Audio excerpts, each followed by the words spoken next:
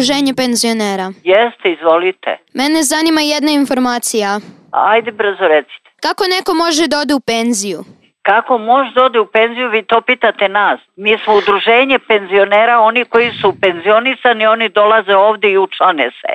Da bi mogli da uzmu nešto na rate, ugalj, drva i šta ja znam. Pa ja zato i zovem. Sad ću da vam objasnim. Preko puta moje zgrade ima jedna frizerka koja daje popust, ali samo penzionerima. Pa sam ja mislio da dođem kod vas da mi date neku potvrdu da sam ja penzioner, da bih mogao da se šišam za manje pare. Pa znate šta, ja to ne bi smela da dam lažnu potvrdu. Ako ste penzioner, imate ček od penzije, ja ću da vam napišem potvrdu. A ako ne jeste penzioner, ja to ne bi smela ni slučajno, to je krivično delo da dajem lažne potvrde. Pa nek bude prava potvrda.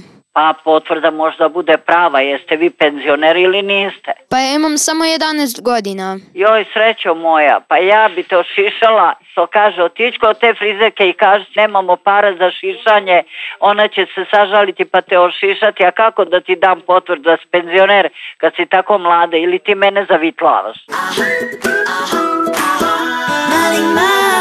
Prijatelj malog Marka na Radiju S. Stop Flips, vitaminka za sve generacije koje rastu sa nama.